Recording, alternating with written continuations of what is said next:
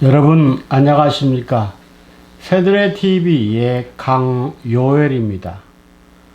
오늘은 노아가 방주에서 2차 비둘기를 내놓고 그 비둘기가 저녁 때 감람새 잎사귀를 물고 온 비밀에 대해서 말씀을 드리도록 하겠습니다.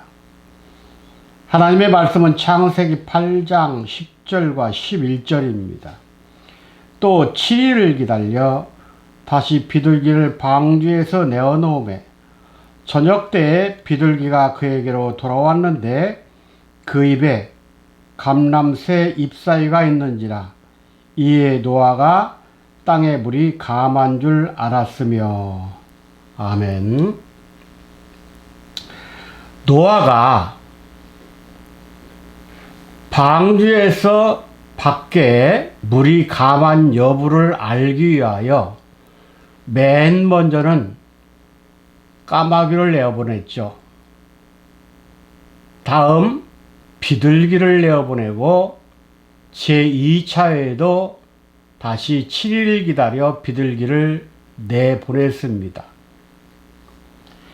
노아가 두 번째 방주에서 비둘기를 내보냈을 때 이 비둘기는 저녁 시간쯤 되어서 입에 감람새 잎사귀를 물고 왔습니다.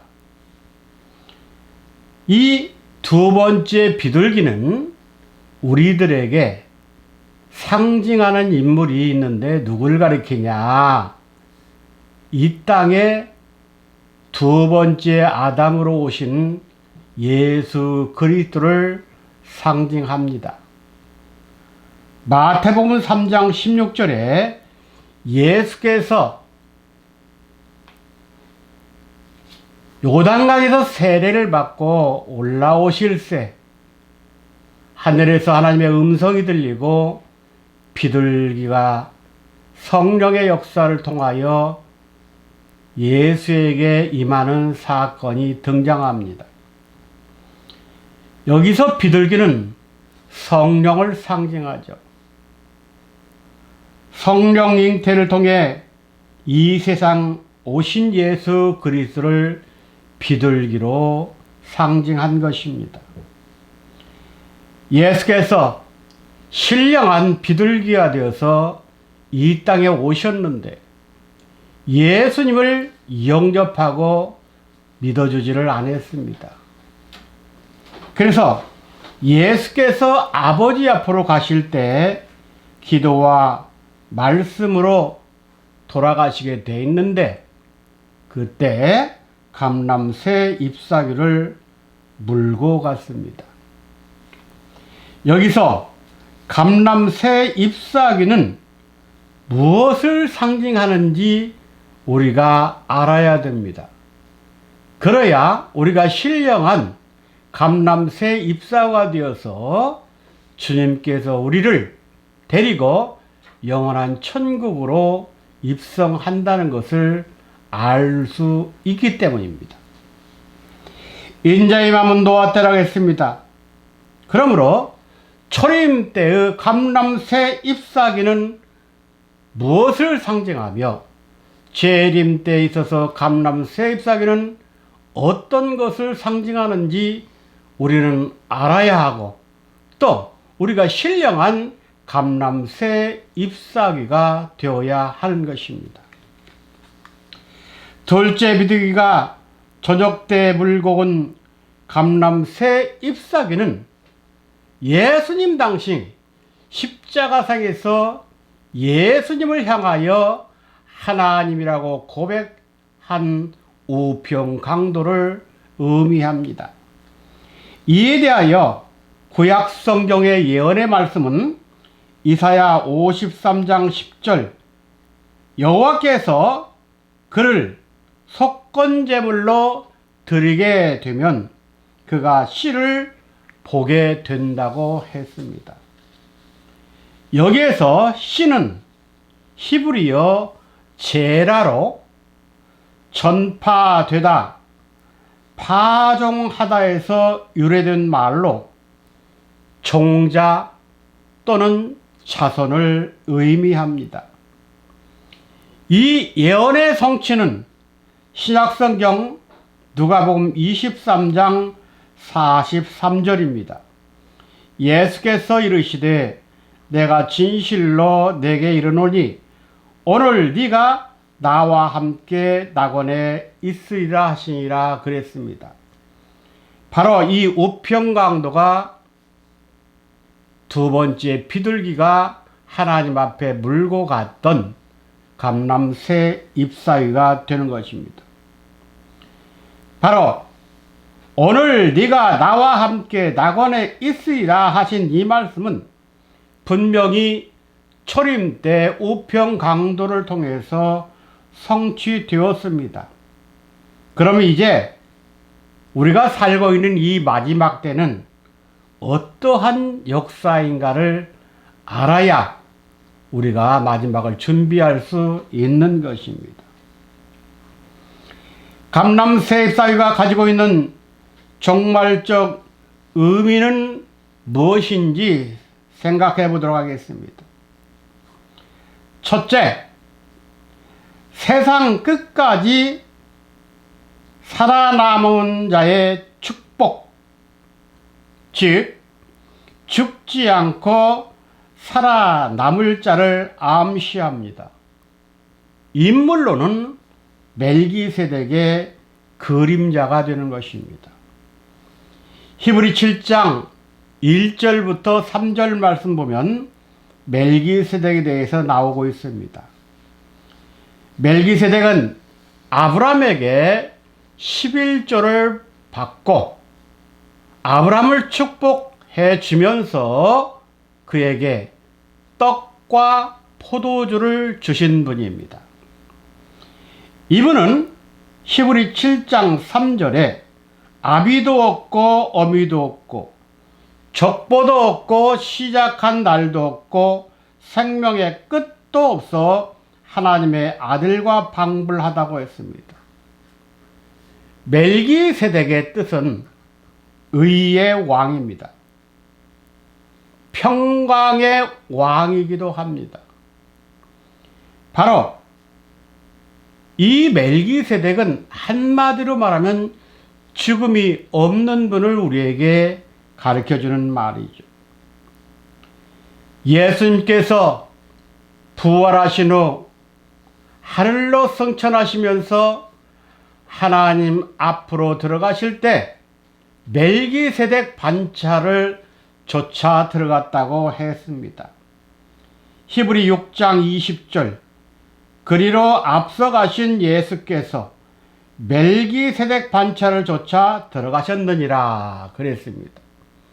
그러므로 우리가 예수님을 믿고 부활하여 영원하신 하나님의 세계로 들어가려면 우리도 멜기세덱의 반차를 좇지 않으면 들어갈 수가 없다는 말입니다. 해서 우리도 이러한 신령한 멜기세덱이 되기 위해서는 예수님께서 이 땅에 오셔서 우리를 물고 들어가는 새 감람새 잎사귀가 되어야 한다는 말입니다. 두 번째로 감람새 잎사귀는 임마누엘을 말합니다. 임마누엘은 하나님이 사람과 함께 계신다는 뜻인데 어떤 분이 임마누엘의 자격이 있느냐? 악을 버리고 선을 취할 줄 아는 아들적 상징입니다. 이사야 7장 14절 그러므로 주께서 친히 징조로 너에게 주실 것이라. 보라 처녀가 잉태하여 아들을 낳을 것이니 그 이름을 임마누엘이라 하리라. 15절 그가 악을 버리며 선을 택할 줄 알 때에 그랬습니다. 악을 버리며 선을 택할 줄 아는 사람이 임마누엘의 자격이 된다고 했습니다. 그런데 악을 버리고 선을 행할 줄 아는 사람은 어떤 신앙 차원이냐? 의의 말씀을 경험한 자로 신앙이 장성한 자를 가리킵니다. 히브리서 5장 13절과 14절 말씀에 대저 젖을 먹는 자마다 어린아이니 의의 말씀을 경험하지 못한 자여 단단한 식물은 장성한 자의 것이니 저희는 지각을 사용함으로 연단을 받아 선 악을 분별하는 자니라 그랬습니다. 자, 선과 악을 분별할 줄 알으려면 우리의 신앙이 장성해야 됩니다. 그러면 성경에서는 우리의 신앙을 어디까지 요구하고 있느냐? 그리스도의 장성한 분량까지를 요구합니다. 에베소 4장 13절 우리가 다 하나님의 아들을 믿는 것과 아는 일에 하나가 되어 온전한 사람을 이루어 그리스도의 장성한 분량이 충만한 데까지 이르리니 그랬습니다. 이렇게 그리스도의 장성한 분량까지 이른 자들에게 하나님께서 선과 악을 구별할 수 있는 능력을 주시고 그들을 하나님께서 임마누엘로 역사해 준다고 말씀하고 있습니다. 세 번째는 솔로몬의 신부에 대한 그림자가 되겠습니다. 아가서 8장 3절 보면 이 사랑은 많은 물이 꺼치지 못하겠고 홍수라도 엄물지 못하나니 그랬습니다.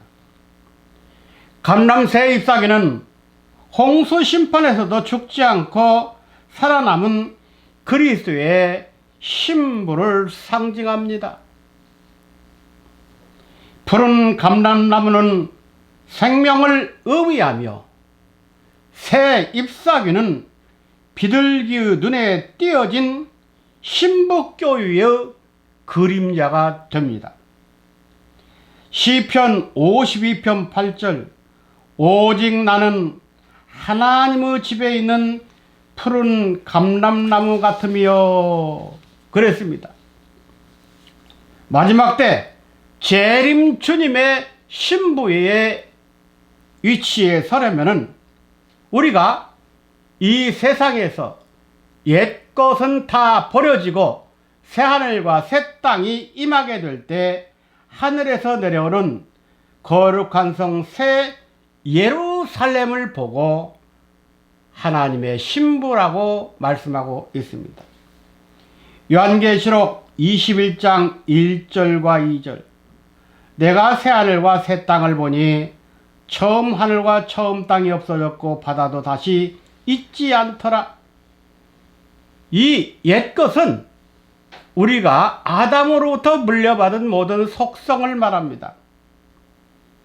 그러나 새것은 예수 그들을 통하여 바뀌어진 우리의 영과 우리의 모든 삶을 말합니다. 또 내가 보매 거룩한 성 새 예루살렘이 하나님께로부터 하늘에서 내려오니 그 예비한 것이 신부가 남편을 위하여 단장한 것 같으라 그랬습니다. 우리가 보통 새 예루살렘은 천국이라고 말하고 있습니다. 그런데 여기서는 천국이라는 말이라는 표현보다 바로 신부가 남편을 위하여 단장한 것 같더라 그랬습니다. 그러므로 우리가 말하고 있는 천국의 자격은 바로 그리스도의 신부가 된 사람만이 들어갈 수 있다는 말이 되겠습니다. 네 번째로 감람새 잎사귀는 새 노래를 부르는 회개하는 다윗의 신앙을 가진 말세교의 그림자입니다. 마지막 때는 7년 대환란 때입니다. 이때 짐승에게 경배하지 않고 손과 이마에 666표를 받지 않은 신앙의 지주가 있는 사람들이 그리스도의 신부가 될 수 있는 자격을 갖추게 됩니다. 그런데 그들은 새 노래를 부른다 했습니다. 요한계시록 14장 1절부터 3절까지 보면 1절에 보라 어린 양이 시온산에 섰고 14만 4천이 그와 함께 있더라. 3절 그들이 새 노래를 부르니 땅에서 구속함을 얻은 14만 4천인 밖에는 이 노래를 배울 자가 없더라고 했습니다. 바로 새 노래를 부를 수 있는 자격자는 14만 4천이라고 했습니다. 그러면 먼저 우리가 알아야 할 것은 새 노래가 무엇인지를 알아야 합니다. 새 노래는 승리와 찬송과 신령한 노래를 총합하는 소리입니다. 신령한 노래는 의와 정직을 의미하는 것으로 하나님을 의지하고 확정된 마음에서 솟아나는 신앙의 표현이 신령한 노래인 것입니다. 시편 57편 7절 하나님이여 내 마음이 확정되었고 내 마음이 확정되었으니 내가 노래하고 내가 찬송하리다 그랬습니다. 재림주님은 감람산에 임하십니다. 스가랴 14장 4절 그날에 그의 발이 예루살렘 앞 곧 동편 감람산에 서실 것이요 그랬습니다. 감람산에 서신 주님 앞에서 영원한 말씀을 받고 1260일간 예언하는 사람을 말하여 두 감람나무라고 했습니다. 요한계시록 11장 1절부터 4절 중에서 4절에 이는 이 땅의 주 앞에 섰는 두 감람나무라고 했습니다. 두 감람나무는 1260일이라는 비밀스러운 말씀을 전하게 됩니다. 1260일 속에는 한때와 두때와 반때의 비밀이 숨겨져 있다는 것을 알아야 합니다. 그리고 그 비밀을 풀 줄 알아야 합니다. 다섯 번째, 그 나라의 아들된 그림자를 말합니다. 마태 13장 38절 밭은 세상이요 좋은 씨는 천국의 아들들이요 그랬습니다. 하나님의 말씀인 씨는 바로 그 말씀 자체가 천국의 아들이라고 했습니다. 그런데 요한계시록 12장에 보면 해를 입은 여자가 그런 아들을 낳습니다. 요한계시록 12장 5절 그 여자가 아들을 낳으니 이는 장차 철장으로 만국을 다스릴 남자다. 그 아이를 하나님 앞과 그 보호자 앞으로 올려가더라 그랬습니다. 이 사건은 2000년 전 예수님의 사건을 그대로 말씀한 것입니다. 그러나 마지막 때도 이런 일이 있다는 것입니다. 천국의 아들은 해를 입은 여자교회를 통해서 나음을 입은 말씀의 아들, 즉 남자의 씨가 아니라 여자의 씨를 말합니다. 바로 예수 그리스도와 같이 말씀의 아들이라는 말입니다.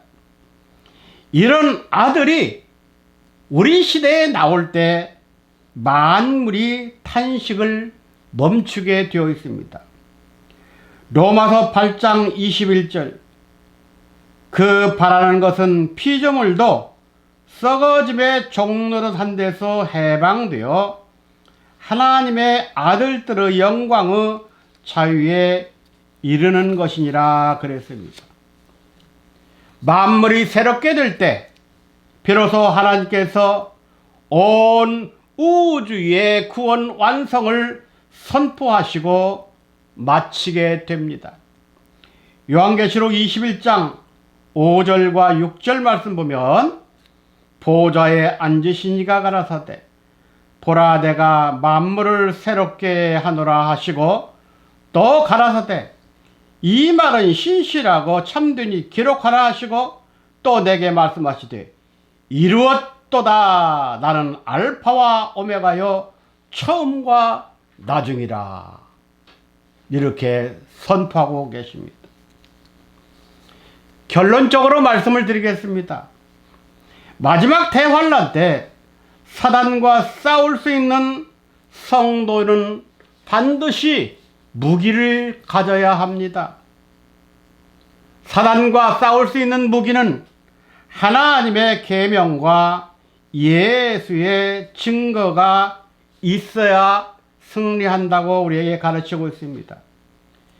요한계시록 12장 7절 용이 여자에게 분노하여 돌아가서 그 여자의 남은 자손 곧 하나님의 계명을 지키며 예수의 증거를 가진 자들로 더불어 싸우려고 바다 모래 위에 섰더라 그랬습니다. 그리고 계시록 14장 12절 성도들의 인내가 여기 있나니 저희는 하나님의 계명과 예수의 믿음을 지키는 자니라 그랬습니다. 후 3년 반 때 사람 같지 않은 짐승, 곡, 공산진영, 불신자들, 그들에게 붙은 잘못된 교회들이 청연합하여 믿는 자들을 죽이려 할 때 성도들이 참을 수 있는 성도들의 인내는 하나님의 계명과 예수의 믿음이 있어야 된다고 가르칩니다. 그러면 하나님의 계명이 무엇이고 예수의 믿음이 무엇입니까? 하나님의 계명은 첫째, 진리의 말씀인 성경을 말합니다. 두 번째, 그 계명의 본체는 예수 그리스도의 십자가 진리입니다.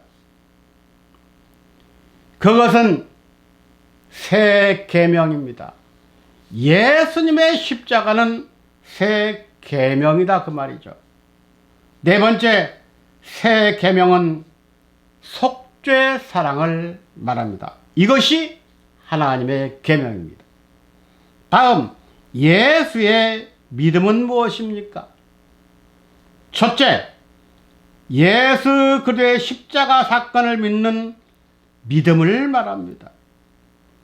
두 번째, 이기는 자들에게 만국을 철장으로 다스리는 축복을 말합니다. 세 번째, 참고 인내하는 자는 예수 그리스도와 더불어 왕노릇 할 자를 말합니다. 네 번째, 죽도록 충성한 자, 죽기까지 자기 생명을 아끼지 않은 자가 증거를 받게 됩니다. 마지막으로 다섯 번째, 말씀을 지키는 자가 예수를 믿는 자입니다. 오늘 주시는 말씀을 통해서 우리가 마지막 때 신령한 감람새 잎사가 되어 하나님 입에 물려 다 영원한 신령한 방주 천국으로 들어가는 모두가 되시기를 주님의 이름으로 부탁함을 드립니다. 감사합니다.